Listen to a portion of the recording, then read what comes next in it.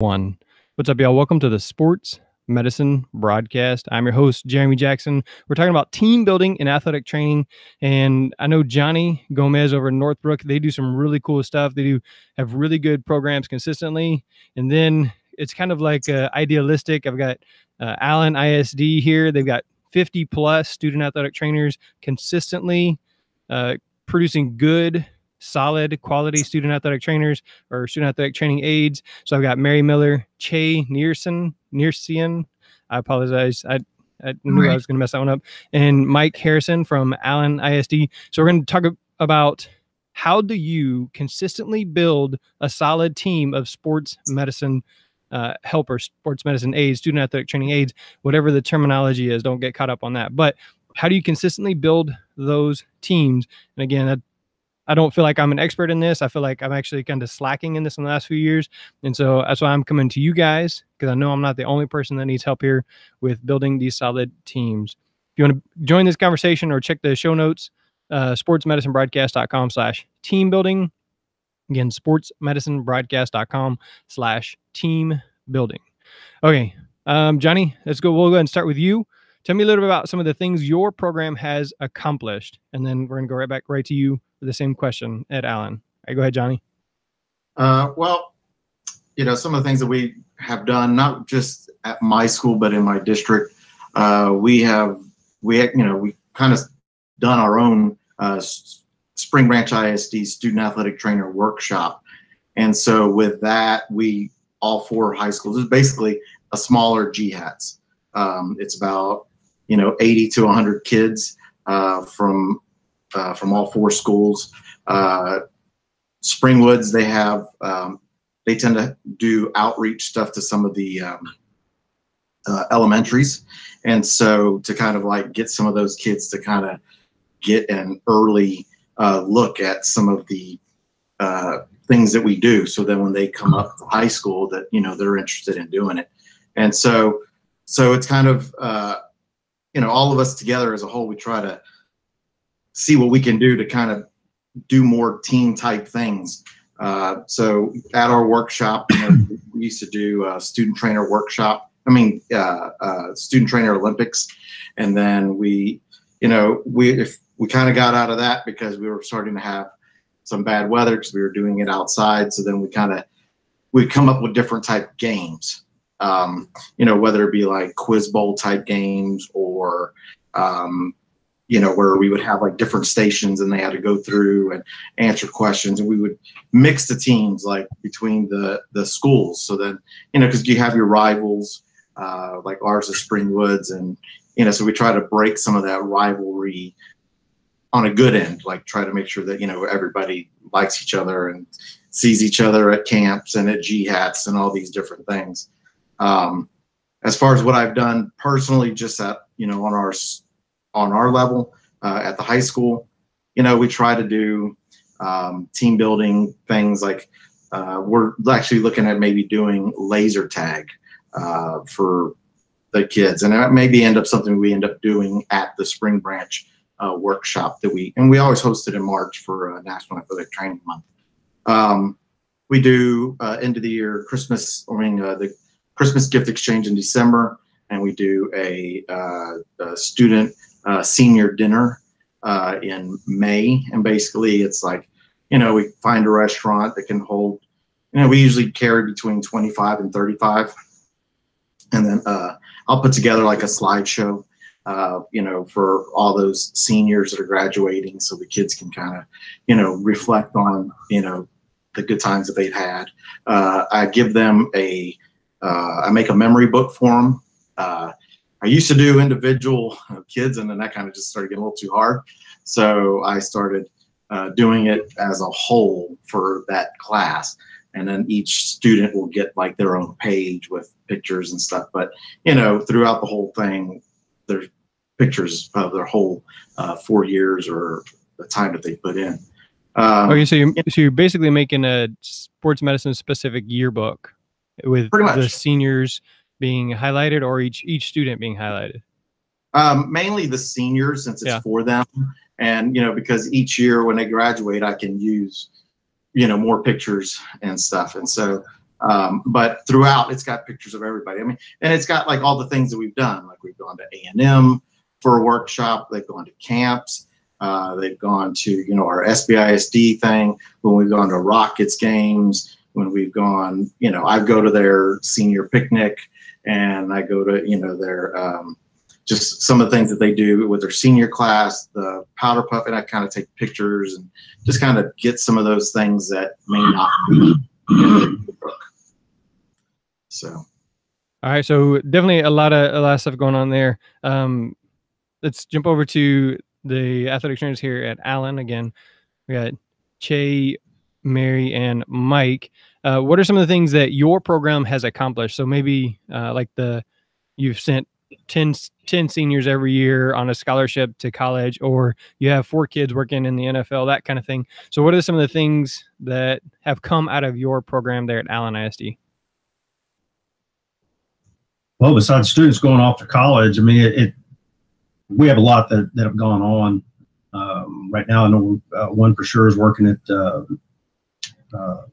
A&M Commerce. She's the assistant athletic trainer there. Several working in the clinical industrial setting. And not only is it just our student trainers, we've had several athletes who have gone on into athletic training who've come in, asked us questions and that, and all of a sudden we see them 4 years later and they're graduating with a degree in athletic training and going on, and they've contacted us in the past, and had one of them shadow us this year. He's doing his master's at UTA this year. And we had one young lady who worked with professional hockey for a little while, one who works with cheerleading, working in the whatever the national organization is. She works for them as an athletic trainer. We've had several who are at area high schools now, working as professional athletic trainers at the high school setting. And then we have some that have gotten out and just started teaching. So lots of your students have gone on to continue athletic training, or maybe use it to be something along the lines of doctor, nurse, physical therapist, or a teacher, or something completely different. But you've graduated a lot of kids who have become productive members of society, right? Yes. Yeah. So I mean, we have one that teaches in the district now. Yeah. High school. So, oh yeah. That's always cool to go back and see. Actually, one of our culinary arts teachers, I taught him when I was teaching biology, and now he works here. And I mean, he's gotten all sorts of awards. He just won a national award where they're going to be giving him a prize in Las Vegas next month. And it was just cool to see, you know, I taught that kid, even though it was biology, you know, obviously he did a lot of stuff on his own, but I taught that kid, now he's back here. So that's always cool to see that. All right. So Johnny told us a lot of stuff that he's done as far as team building, things that he does to kind of build support and support his seniors and the students in general. What are some of the things that you guys at Allen have done? Because like I said, you have 50 plus. And did you say all of them are girls? Not now. I know. We're getting boys. We're finally getting boys. Yeah.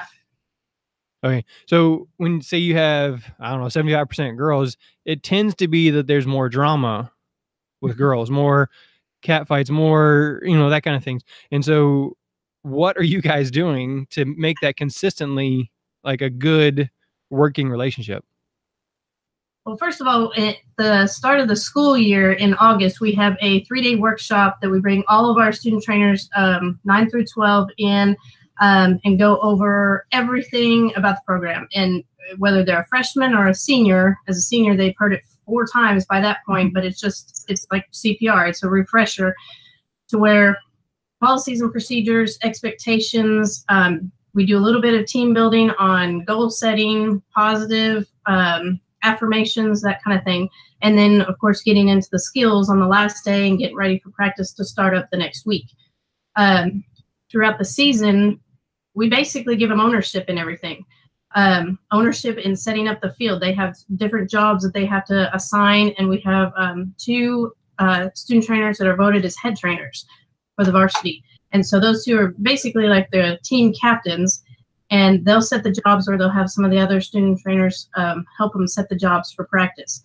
and then they do it for games as well. So we kind of run it at almost like a college setting, to where it's their team and they're working for the team behind the team kind of thing. There is some drama, sometimes worse than others, especially with a bunch of girls. We had 2 males and 13 females on varsity football alone this year. Total this year, we had 55 student athletic trainers. Last year, we had about 68. The year before, we had about 75. So this past year was good. We only had to have what I call a come to Jesus meeting once. And it was basically to tell them, hey, you guys are all in this together. How are you being a good teammate? You know, how are you building this team up and being positive and working together versus going at each other and not helping and making things way worse? So we have a lot of conversations on that. At the end of every day, we have an EOD, which is an end of the day meeting.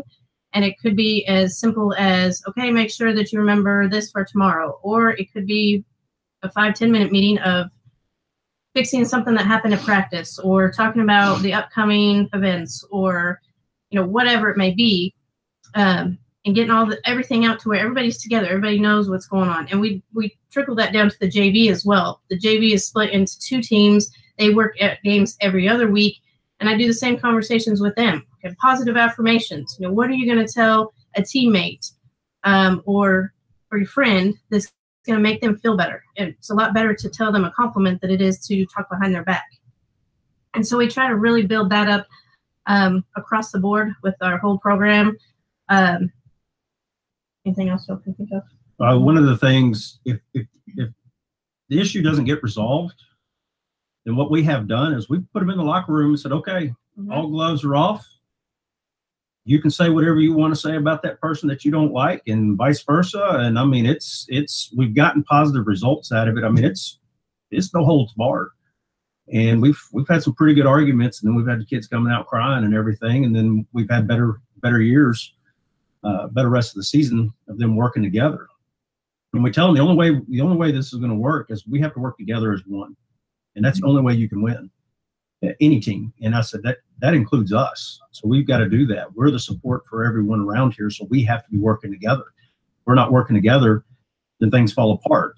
Some things we've done in the past, when we were a little bit smaller, we have hosted, and it's harder to do this now because we've hosted dissections here, where we've had other sports medicine groups in the district come in and view with maybe our team doctor and question and answer, and been able to intermingle with other student athletic trainers from other programs. We go to NTATS every year, and the kids, we'll do things to get ready for the Trainer Olympics that they have there at NTATS. We will post summer camps for the kids to go to, and generally the rule is you can't repeat the same one that you've already been to. We have quite a few that go as a group to that. Some other things we have done in the past has been we've done a ropes course 1 year prior to the start the season off. But again, it was a smaller group of student trainers that we've done that with, and trying to get them closer together. One of the things that we have that's different is that we almost have a new group of student trainers every varsity year for football. 1 year we totally had all seniors, and the next year, and by the end of the season, what we do is we reward a student trainer each week for their performance on the JV level, and that to come up and work with the varsity team. And it rotates each week.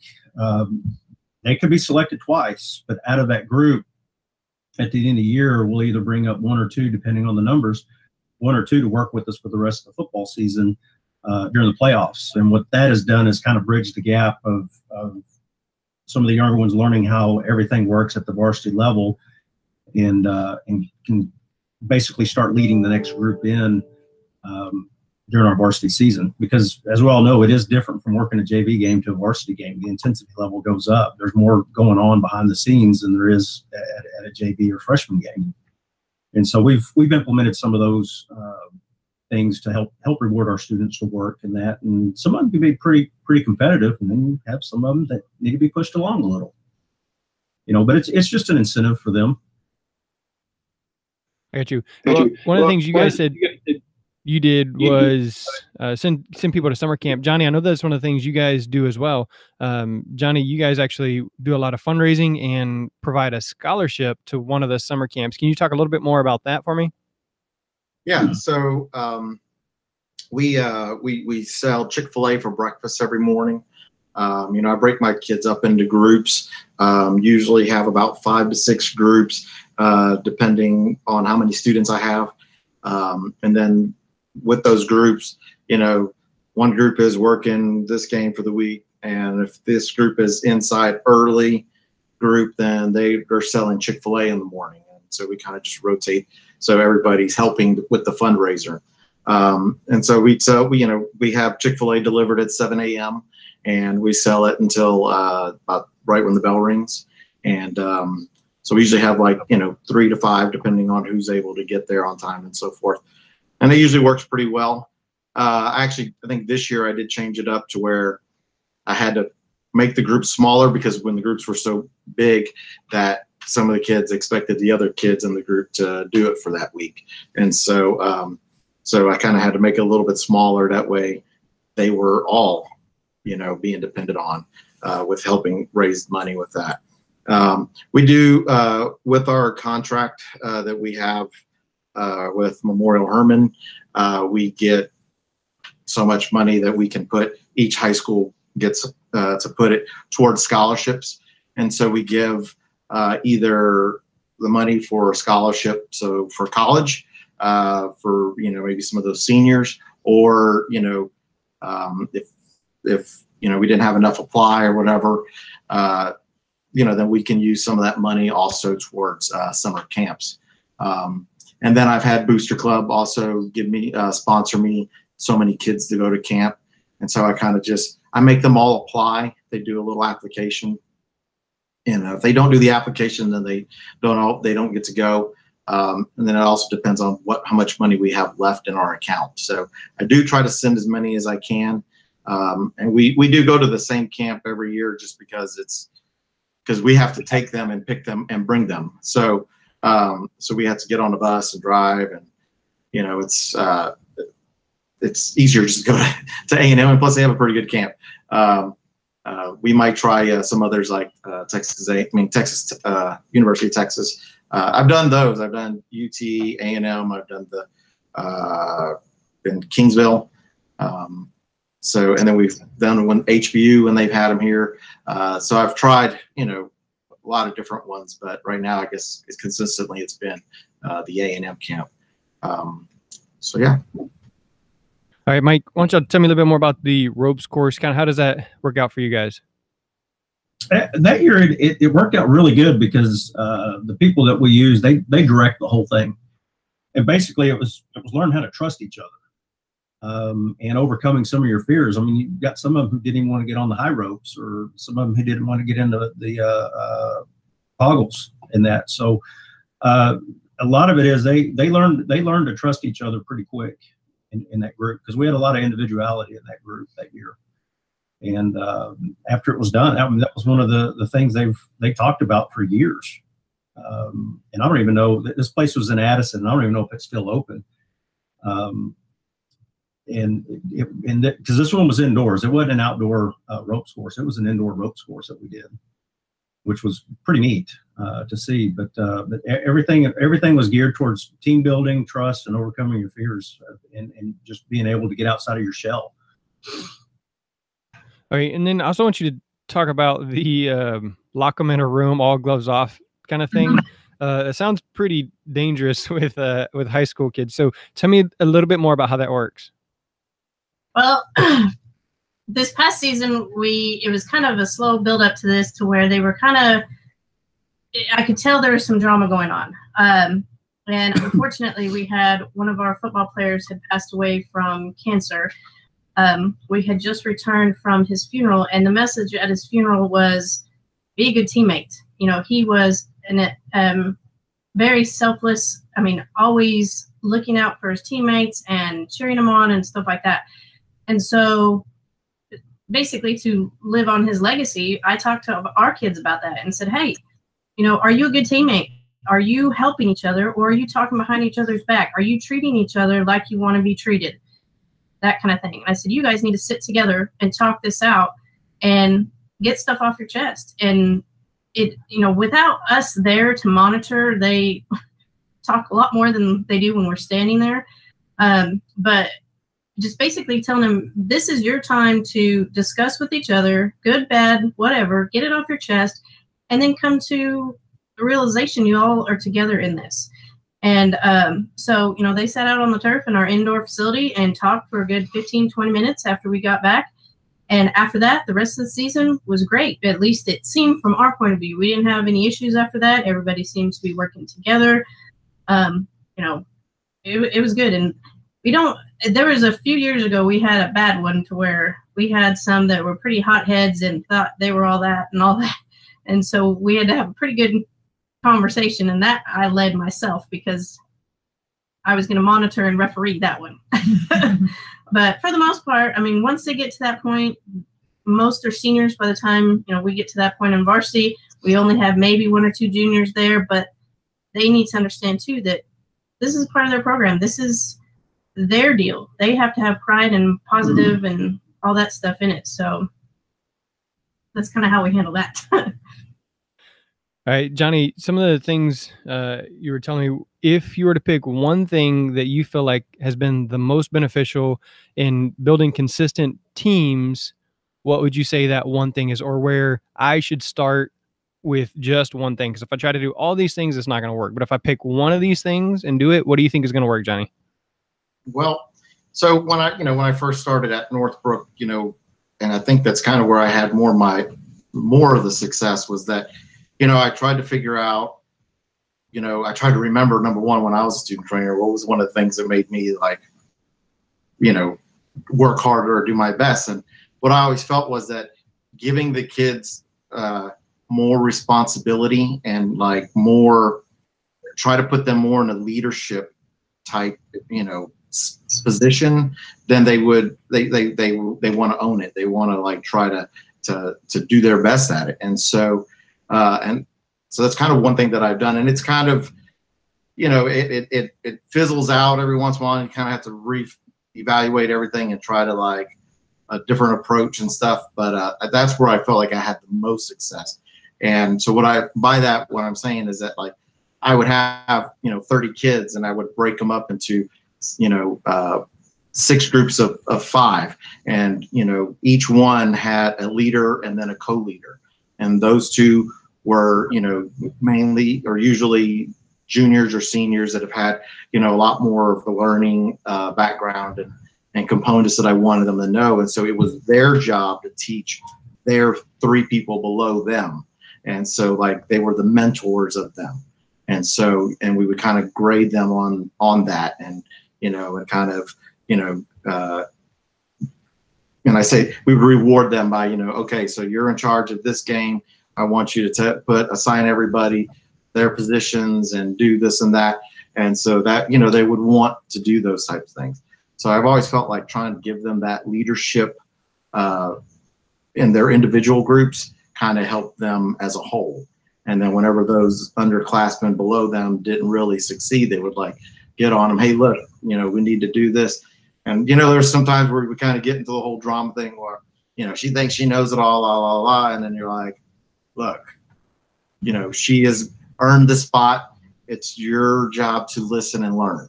Okay. It's not your job to start pointing fingers and doing this. We're not going to be a team if we're complaining about all these other people. And so, it would work out in the end.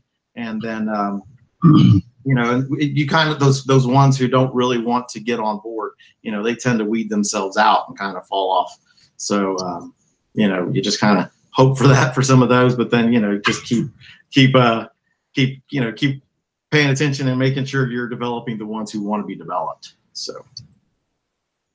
All right. So giving leadership, breaking them into small groups, kind of setting them up to be a mentor, because then they're invested in the program. The kids are invested because it's not just all coming from you. All right. Very good. All right. And then I would, real quick, and then I would like tell them, and look, you're going to be in this position too. So I need you to learn so then you can teach the people below you. So they start to teach each other as they keep going on. All right. Very good. Very good. Yeah, we kind of do some of that to where, all right, you know, you guys teach them how to do this, but I don't know that I do it as well as saying you are also going to be a leader. You know, you need to learn so that you can also teach the younger people below you. I just kind of say, all right, you guys, if you want to learn, then ask your other students and they'll teach you, that kind of thing. So I'm definitely learning some things here. All right, Mary, what would you say if I was going to start with one thing from you guys, what would that be? I would say set a structure for your program. We have a handbook that is basically gives the expectations, policies, procedures for attendance, for working games, for discipline, for grades, for dress code, everything, and stick by those parameters. It's kind of like, I kind of look at it from a parent point of view. When you are structured and not necessarily strict, but if you're structured with your kids, they're going to follow and be more successful than if you just are haphazardly throwing them out there here and there, because then they don't know what to do. They don't, you know, they're not sure. They think, oh, it's okay. They don't care anyway, kind of thing. So if you start off with basically kind of a handbook of expectations, they know what they have to do. And then, of course, building up, like he was saying, giving ownership to them and responsibility. The older ones have the responsibility because they've been there to teach the younger ones. And the younger ones need to learn. So when they get to that point, they can also teach the younger ones and so on. So it just trickles down.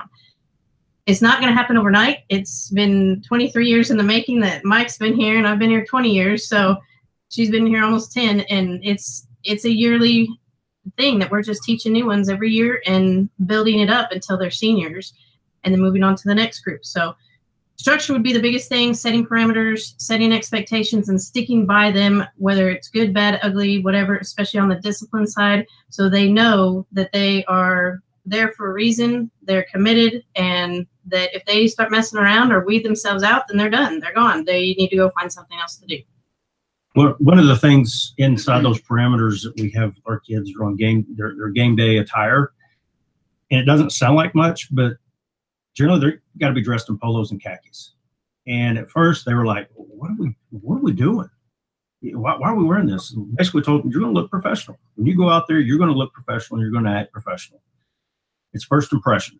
And that's what it is.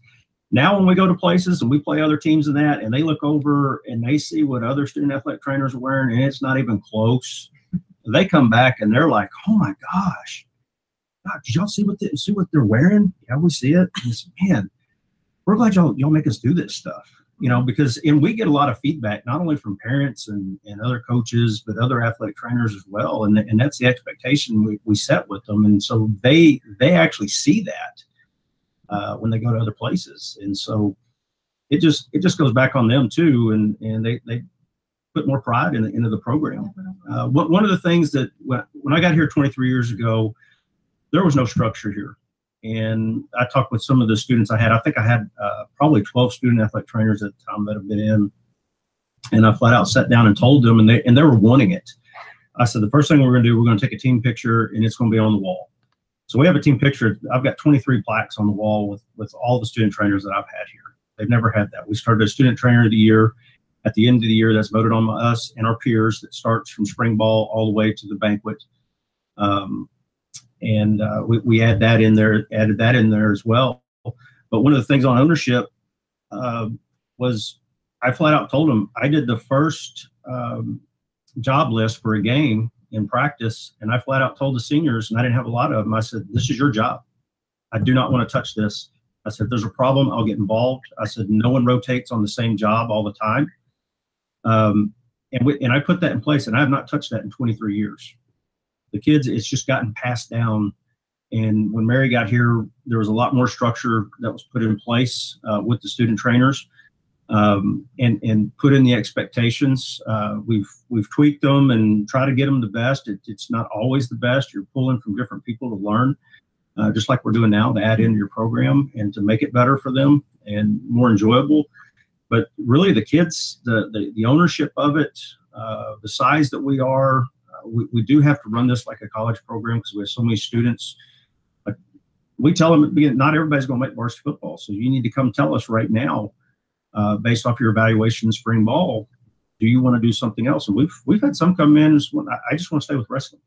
Well, why do you want to stay with wrestling? I like being with that group. It's a small group. I have ownership of it. And they'll tell us that. And the coaches appreciate it too. And they'll request that certain students. But we've had those students who just, I just want to do this. I said, okay. It helps them. It helps us, but giving them giving them ownership of their own program, it goes a long ways. Long ways. Good. I know. I just looked it up, and you guys have your handbook online on your website. So I just put a link in there. But again, if you Google search Allen ISD sports medicine or Allen ISD athletic trainers, it'll probably be one of the first links that pops up there. So if you look for, it's allenisd.org, and then it says /page/12. But if you look for sports medicine or athletic trainers, it's on there. So your handbook is on there. So anybody could use that as a guide or something that works for them. And again, I've heard that like our school district has Dobie. They have a really solid, consistently good sports medicine program. They have a handbook the kids have. They have policies and procedures. I talked to Chris Shattuck over at Dawson. They have a consistently good sports medicine program. They have a policies and procedures book, and they expect the kids to live by it. Again, they did the same thing, the khakis and the polos. This is the game day attire. If you're not in it, you're not going. And then you guys are saying that there. With us, maybe it's fear of having that consequence, but we only have 10 or 12 kids. And I'm like, well, if I tell them, hey, you're not, I know you forgot your khakis and you're wearing jeans, you can't go. And I'm like, well, now I'm down to 4 kids at the varsity football game, and it just makes my job harder. So maybe it's just me being lazy. And that's something that I needed to hear, but I think we need to get back to having that policies and procedures, have that one parent meeting, and continue to build the solid structure and consistency. Because from what I'm understanding, consistent structure, consistent rules builds consistent success. Okay. While I have you guys here, what is one thing that has not worked for you? Something you've tried and like, oh, that didn't go so well. Oof. Yeah, it's a great question, Johnny. I'm gonna ask you the same in just a second. And I'm not kind of drawing a blank on it right now because there's something there, and I just can't remember. You definitely can't. One of the things I just flat out say, you just can't harp on them and harp on them and harp on them and harp on them and tell them they're doing it wrong. You've got to have positive reinforcement with them. Otherwise, they're not going to learn. Yeah, they're all going to make mistakes. That's what education is. You're going to make mistakes and you're going to learn because you learn from your failures. It's just a matter of whether you're going to repeat that failure. So I'm having a hard time with that one. I mean, everything. So maybe that you've learned from experience by continually telling them negative instead of being positive. You learn to be positive instead. Yeah, because that doesn't ever work. I mean, if there's something that goes wrong, they're going to know about it from me.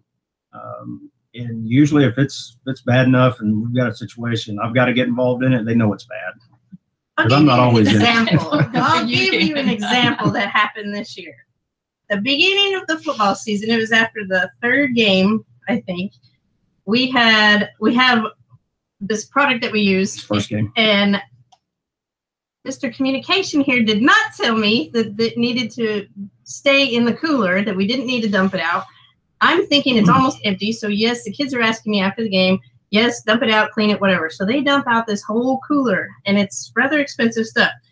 Well, lo and behold, that was not supposed to happen. And so he went off on them. And so I turned around and went off on them. And so we kind of use that. He apologized to me, he apologized to the kids. And we use that kind of as a learning tool of all of us, including us and the kids, we all got to make sure we're communicating all the time, because he may tell them something, I may be somewhere else, and then come back into the conversation. They ask me, and it's like, oh, wait. So we kind of use that as a learning tool of, let's make sure we're doing this, and so we're not having this moment again, and stuff like that. And it became a funny kind of situation the rest of the season and all that, but it was one of those to where we did something it didn't work out like we wanted, but we learned from it and moved from there. Yeah, that's a really good rule. Actually, my oldest son here is helping. He's switching the cameras. And one of the things that we always say is mommy and daddy are on the same team, right? And so, did mommy tell you to do this? Okay, well then do that. And that's kind of what you guys are saying is, we just have to communicate amongst you. And if you make a mistake, be willing to own that. My son here, he's heard me say, hey, daddy was wrong. I made a mistake there. I did that poorly. I shouldn't have treated you that way. I shouldn't have done that. Or, hey, mommy had already told you this and you asked me again, now you have a negative consequence, that kind of thing. And so there you go. Like you said, being on the same team, communicating, that's definitely important there. So. Yeah. Oh yeah. All right, Johnny, something that has not worked for you as far as team building, or maybe even did the opposite of what you wanted. Well, I think kind of doing the putting them in charge and having them be lead. Sometimes you may not always pick the right leader. And so, you kind of have to make some adjustments in that. And, and then it's like, then you have to teach them tact. Like, you don't just yell at somebody that needs to get done. It's like, hey, come here, let's get together as a group. Let's kind of figure out how this would work better and like try to teach them better approach to, getting the point across and not having to yell and be negative and so forth. So, sometimes I would just say it's either choosing the wrong person or not really giving them the right tools to be tactful. And so, that's kind of just more how I corrected my wrongs in a sense. Yeah. You always got to be careful in picking that leader. I know you guys there, and Alan, you said you got to so you have any final thoughts, questions, cautions in building teams and team building there within the sports medicine program before you guys head out? I would say the only thing is that, especially with the younger ones, they're a blank chalkboard. Mm-hmm. And when they come in, it's our job to teach them what we want them to be doing. And I think for me anyway, I kind of get in a comfort zone to where I get so used to these kids knowing what to do, knowing where to go, knowing how to set up this or that or whatever, that I forget that, oh, wait a minute, maybe they don't know. I need to teach them. I need to do this with them. I need to talk with them. One thing we do with when we vote on our head student athletic trainers at the end of spring ball that will be going into the fall in the varsity season, I bring those 2 or 3 kids in and talk to them and basically teach them how to be a leader amongst their peers, because it's a lot different amongst their peers than it would be for like us talking to our kids. So that's the biggest thing of, making sure to teach them and not forget all the little things, positive influence, structure, and everything should work out over a period of time. I mean, like I said, it's not going to happen overnight, but it does help. Fantastic. All right. If you guys need to go, you can just hop off the call there. If you can stick around for a few more minutes, then I'll close it out. So, Johnny, final parting thoughts? Kind of along the same lines, you just got to make sure that you're teaching those new kids what you want. And don't get complacent, because I think sometimes we do tend to get a little complacent, and then we're expecting them to read our minds, and we kind of like forgot that they don't really know what I'm wanting at that time. And when those good seniors leave, and then you're like not really remembering what you still have to teach, it's like, oh God, let me catch up. And so then we kind of get buried in the rest of the other work, and it's like, okay, let me try to get this taken care of and fix that. Sorry, I think something was trying to come in. So yeah, just, trying to stay on top of what you need. All right, very good. So we have, like I said, consistently produce results, have consistent policies and procedures, do things consistently over time, know that you're not going to have an overnight success. One of the several of the artists, it says, any overnight success you see, that artist has probably been at it for years. And you just have to think about that. I'm not going to have an overnight successful program. It's going to be 23 years in the making. It's going to be, I don't know how long you've been there, Johnny, but it's been, 5 or 10 years that you've been there building a successful program. And just making things consistently work. So again, I know what I need to go back and look at, or some of the things I need to go back and look at and kind of improve with our program here. And I really appreciate you guys joining me and sharing your wisdom with all of us here. So if somebody wants to get a hold of you guys there in Allen, I have your emails listed here, mary.miller@allenisd.org. And you guys also have Twitter, AHS_sportsmed. Is there any better way to get a hold of you there in Allen? No, either of those is good. Email is probably the best, but either way is fine. All right. And then also, like I said, the webpage there has all of their pictures, their emails, so you can definitely reach out to them and ask them there. Like I said, their handbook is on there, so you can use that as a reference. And then they do a pretty good job of keeping stuff updated as far as the media. Obviously, they have a great sports program there, and that helps. But then also that increases the expectation of the sports medicine program as well. Johnny, I've got johnny.gomez@springbrancisd.com. And then you said you're not huge on social media. So is that the best way for somebody to reach out and get a hold of you? That's the best way. I mean, we do have a Facebook page, but to be honest, I don't really keep up with it. And we do, I think, have a Twitter. Again, it's just too much for me to keep up with. All right. So if you want to get a hold of Johnny, again, Northbrook High School here in Houston, Spring Branch ISD, Johnny, JOHNNY.Gomez@Spring Branch ISD. Again, that's in the show notes, sportsmedicinebroadcast.com/teambuilding. And if you want to get a hold of any of the Allen ISD ones, that's easy. You just Google Allen ISD Sports Medicine, and it'll have all 4 of them there with their contact information and everything like that. I am Jeremy Jackson, host of the Sports Medicine Broadcast. I want to remind you that between April to the following March, if you sign up with MedBridge and use the code THESMB, you'll get a discount on that one. But also, I'll be doing a drawing each March as we celebrate National Athletic Training Month. And one person that uses my code, which is, again, THESMB, will receive a second year free. So as we're getting ready to come up on March 2018, I'll be drawing one person who's used that code, and they'll receive a second year free. And with MedBridge, you can receive unlimited CEUs online. You can even earn your EBPs for your national certification. So again, medbridge.com or medbridgeed.com. If you Google that and then use code THESMB, which again, I have a link there in the show notes, and check those out. So this is sportsmedicinebroadcast.com/teambuilding. I want to thank the athletic trainers there at Allen ISD and Johnny for joining me, even though me and Johnny are both out of school today because it is less than 32 degrees in Houston, and everything shuts down. I mean, we had some record lows, but everything shut down. So also, my oldest son, Jonah, you're here helping out. He was switching cameras. He did a fantastic job, and I'm glad that he got to be a part of that. I know he's not going to be on the camera, but Jonah, thanks for helping out today. I appreciate it, buddy. All right. So for Jeremy, the athletic trainers here that have taught us about team building, that is a wrap. Thanks, guys. Thanks. Bye. Bye. See ya. Thanks.